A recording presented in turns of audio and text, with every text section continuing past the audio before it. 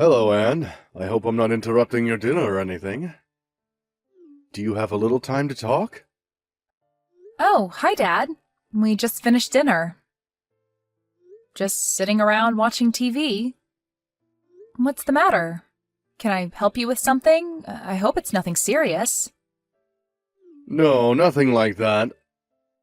I just wanted to know what you're doing tomorrow. You and David are going to be home, aren't you? It's Friday, and I thought maybe you guys might be home. Yeah, David's back for a meeting at the head office on Monday, so he's returned today to spend the weekend together. As you know, he's assigned to the East Coast office until that project gets off the ground, so he wanted to relax at home for a change. He's scheduled back east on Tuesday. I sort of wanted to see my son, too. Would it be a bother if I stopped in tomorrow? I know you want to spend time with him, but just for a little while, perhaps? Do you plan to come alone? I mean, I just want to know because I would need to prepare lunch. Yeah, that's thoughtful of you. Thank you. And you know, David hates it when his mother gets too possessive and starts doting over him. She tends to do that. To be honest, David called me and made me a promise not to tell her that he was returning. Right. We were just talking about that, as a matter of fact. He also made me swear not to mention a word about his return. Yes, well, I had to lie to her. I told her I was seeing an old friend who happened to be in town, and that I was driving over to have lunch with him.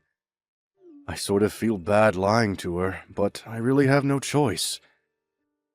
Actually, I'm really seeing this friend, so it's not if I'm really lying. You know what I mean? Oh, okay. That's way better. I'll talk to David later so we can get our stories straight, just in case. Yeah, thanks. Better to be on the safe side just in case. Okay, so tomorrow I plan to meet up with my friend in the morning, and then I will head over. Is 1 p.m. or so alright with you guys? Yeah, no problem. I'll have lunch ready for you. I bet you're excited to see your son. Yes, certainly am. Okay, Anne. See you tomorrow.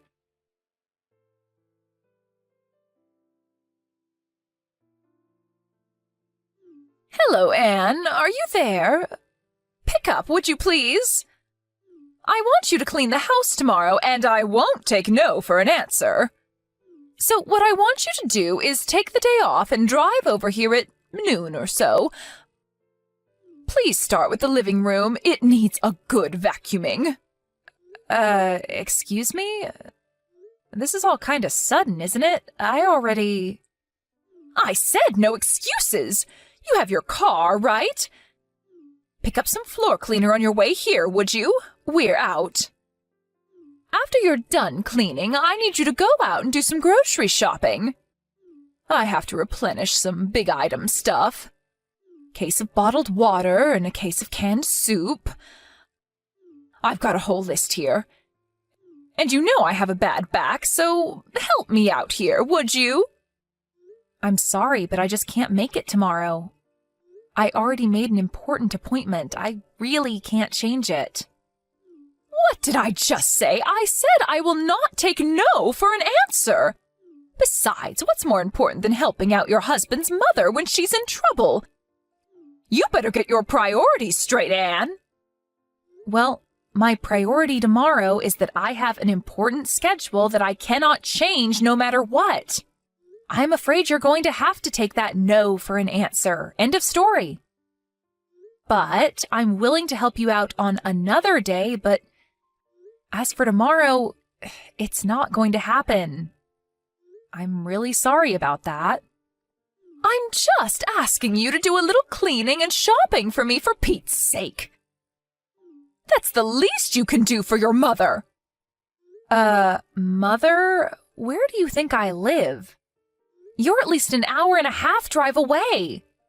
I can't just pop over there and do the cleaning and shopping and pop back home again. It would take the entire day.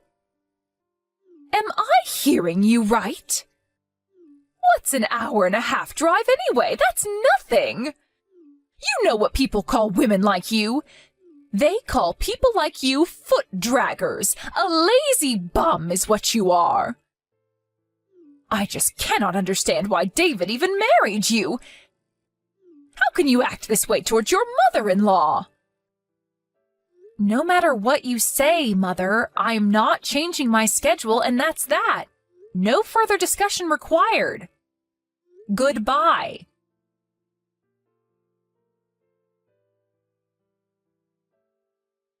Anne, good morning. How are you? I'm fine, Dad. How about you?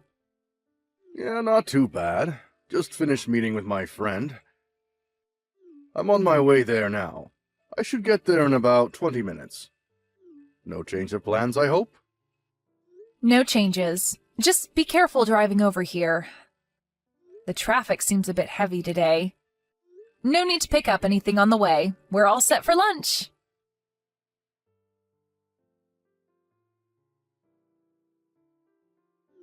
Anne, where the hell are you? I thought you would be cleaning the living room about now. I always knew you were lazy, but I didn't realize you were this much of a good-for-nothing slacker. I waited all morning for you. I never thought you would defy me so blatantly. There are consequences for your insubordinate attitude. You do realize that, I hope. The living room still needs vacuuming, and you still have to pick up all those items at the grocery store. The store's not going to be open all night. I want this done today.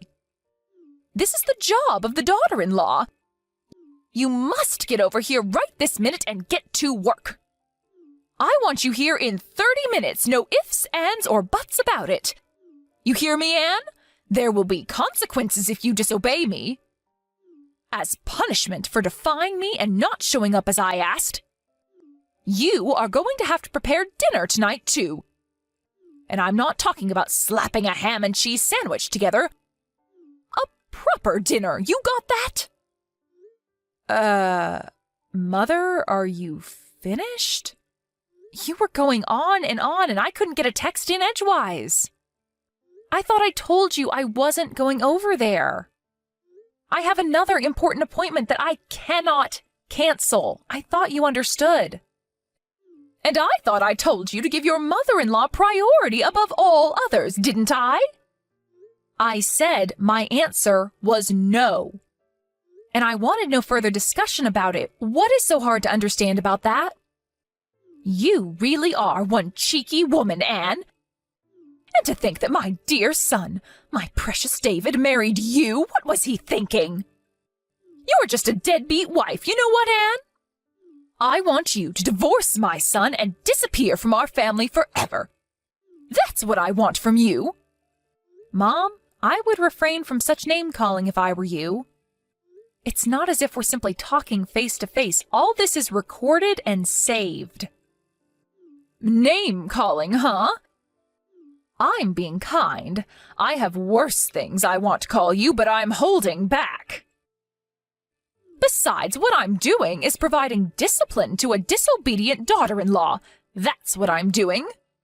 I may name-call on occasion, but it's for your own good. Okay, whatever, but I should tell you that your husband is furious. My husband? What are you talking about? He's not even here today.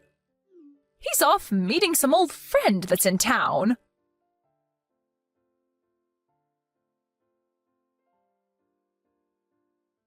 Caroline, what is wrong with... What is this all about, for God's sake? I wish you would put a stop to all of this. Why do you have to treat Anne so horribly? What did she ever do to you? Is that you, Robert? What is this? Why are you texting me? I'm over here at Anne and David's place right now. Anne showed me what you've been saying to her. What is this? A lazy, deadbeat wife? Really? How could you say such things to Anne? What? You're at David's place now? Why? David came back for a few days. Apparently, he has a meeting at the office on Monday. He wanted to spend time with Anne over the weekend. I heard he was here, so on my way back from meeting my friend, I stopped in to say hello. Pardon me, David is back? He's home now? Why didn't anybody tell me? What's going on here? This is the first I'm hearing of this. Yeah, of course you haven't. I kept it from you. I didn't want you to know. If only you had told me, I would have gone with you today. How could you not tell me, Robert? If I had known, I could have gone over there and provided Anne with the discipline that she needs to become a better housewife. Why didn't you tell me, Robert? You want to know why I didn't tell you, dear? That's because David asked me not to tell you. Huh? David asked you not to tell me? How can that be? Why would he do a thing like that? You really don't get it, do you, Caroline? Don't you see what you're doing? Get what? What are you talking about? What do I not get, Robert? It's the fact that David is keeping his distance from you. He's avoiding having to deal with you. Keeping his distance? Did he say that? That he wants to avoid dealing with me, but why? I don't believe you, Robert. Why would my dear son want to avoid me, his own mother? I brought him up. I adored and doted on him since he was just a baby. I devoted my life to my son. How could such dedication and love not get through to him? How could he not feel the love I feel toward him? That's exactly what he finds intolerable. That fanatical devotion you have towards him. But is it really love? Isn't it just arrogance? A form of narcissism? I really wish you would wake up and smell the coffee. How dare you say that to me, Robert? How about you? What have you done? Tell me, Robert, as a father, what have you done for David that was so great? Did you shower him with love like I have all these years? As David's father, I think I've done what's necessary. I know that I'm always here for him when he needs me. And I would do anything for him if asked. Pardon me, that's all? That you're there for him? I could say the same. Well, let me give you 2 examples of what I mean. The first example is David introduced me to his best friend, an old classmate of his from college. Excuse me, his best friend? What's that have to do with anything? It has everything to do with it, Caroline. His best friend, Daniel.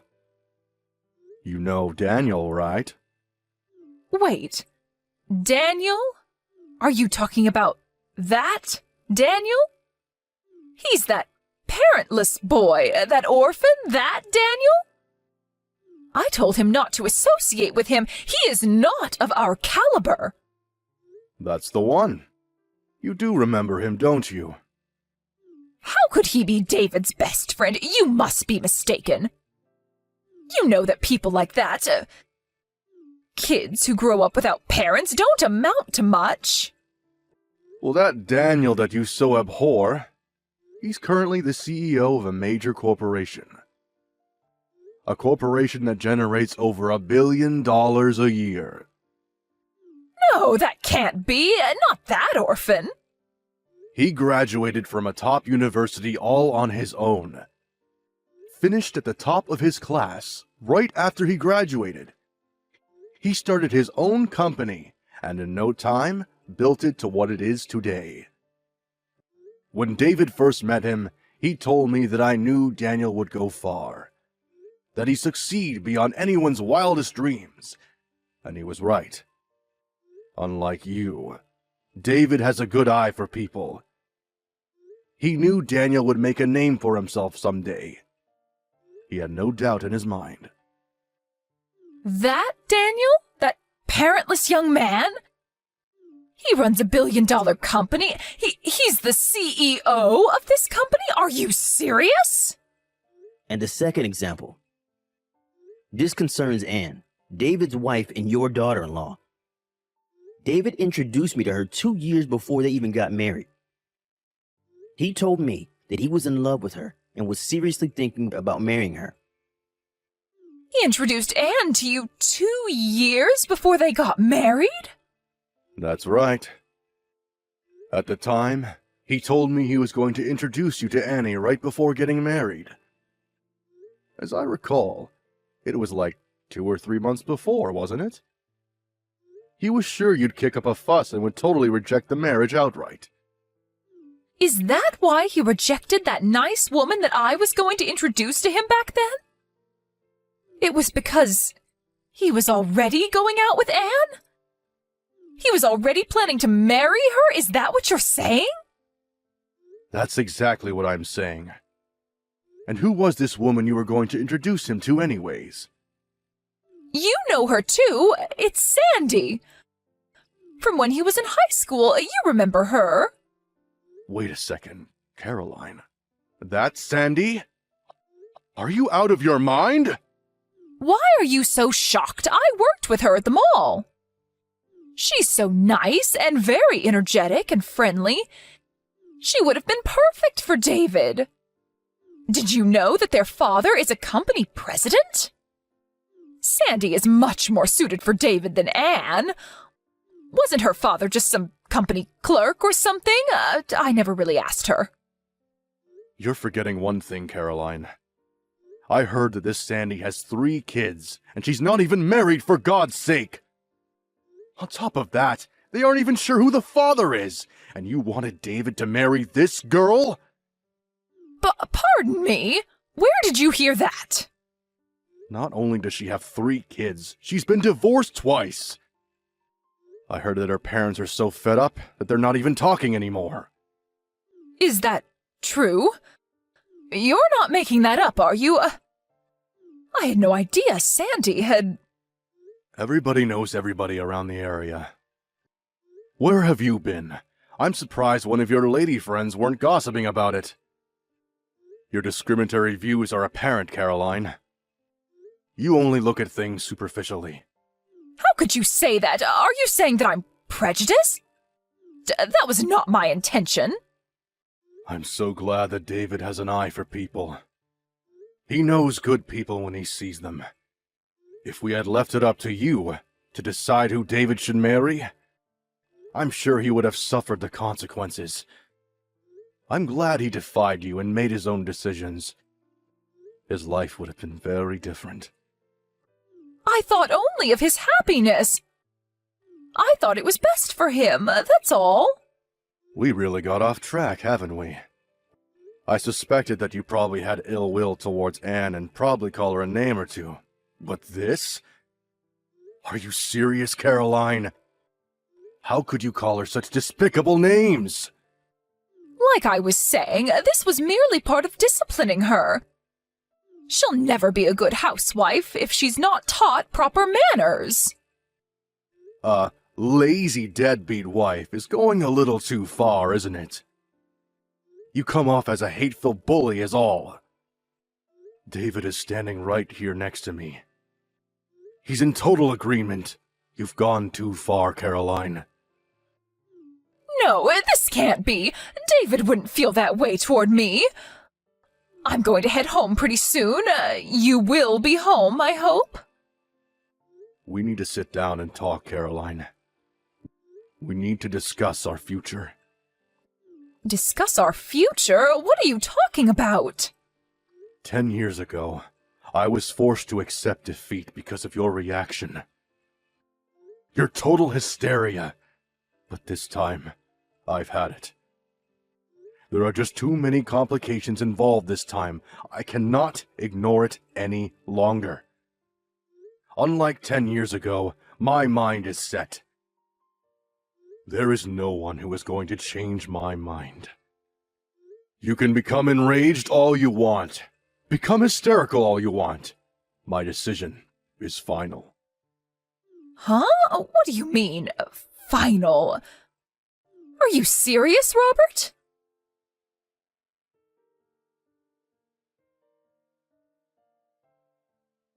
Anne, where are you? Where did you disappear to, for Pete's sake? I want you to reply right this second. This is an emergency. Where have you gone? Oh, hello, Mother. What can I do for you? You seem kinda upset. There's nobody here. Where have you disappeared to? Oh, I see what this is about. So you did go to our house. Robert was right after all. He advised us to move out as soon as possible. I was a little reluctant at first, but he was right after all. I'm glad I took his advice. My husband's advice? What are you talking about? No, Caroline. He's no longer your husband. Shut your mouth! This is all his fault. All Robert's fault. He just could not comprehend the love and consideration that I devoted to David. Unlike my husband, I was always thinking of my precious son. Always. But David will come around one day. I know it. He'll look back and understand all that I did for him. I see you have not come to grips with what you did, have you? After that harsh condemnation that Robert gave you, and you still don't understand? What more do we have to do to make you see? What do you know? You have no right to lecture me. You've only been with David for 3 or 4 years. I brought him into this world and raised him to the man he is. You will never understand the bond, the almost 30 years that I spent with him. It's a never-ending, eternal bond. It was David, your devoted son, that suggested that we move and relocate.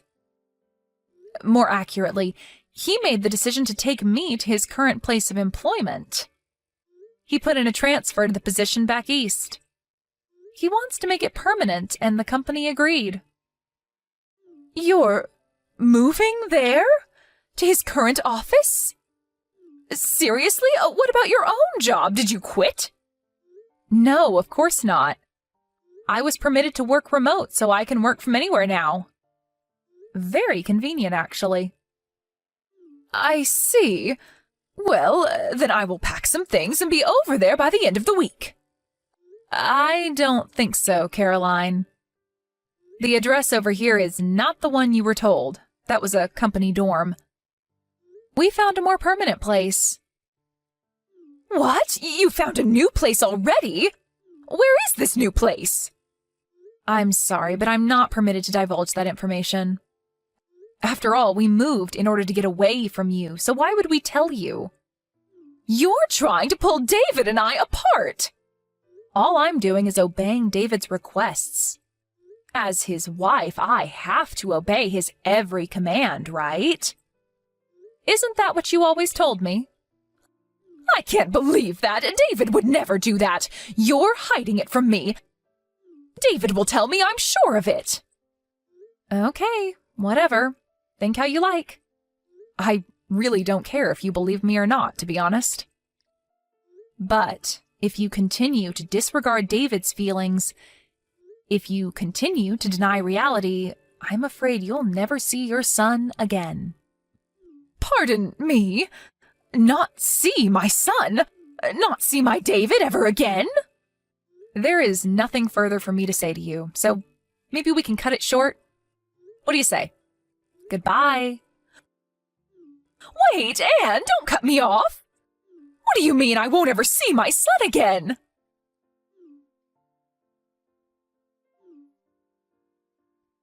Don't you dare cut me off, Anne! You'll regret this, Anne!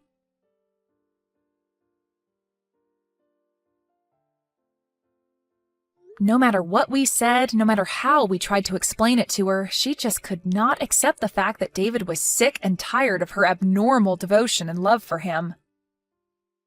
Maybe her love for her son is so strong nothing will convince her otherwise.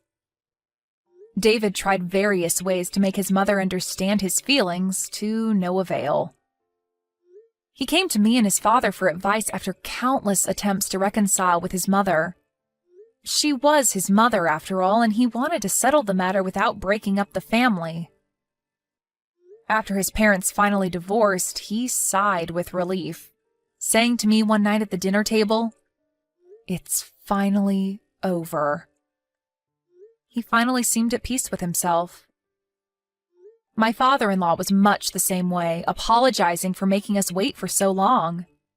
Maybe if he had had the courage to divorce her 10 years ago, all this might never have transpired. And I would not have endured such anguish. And what happened to Caroline, my former mother-in-law, you ask? I heard this from a friend of mine, and I would take it with a grain of salt. But apparently, she found a young man that looks strikingly like David. I heard she used up all the money she received from her divorce and used it all on this guy. Last I heard, she was deep in debt. She completely disregarded warnings from her friends and neighbors and couldn't stop sinking money into this guy. She's always had a bullheadedness about her. Once she latches onto something, she won't let it go. Maybe that's why she ended up losing everything she cared for. But will I reach out to help her? I'm sorry, but no thanks. I don't think she would even accept my help.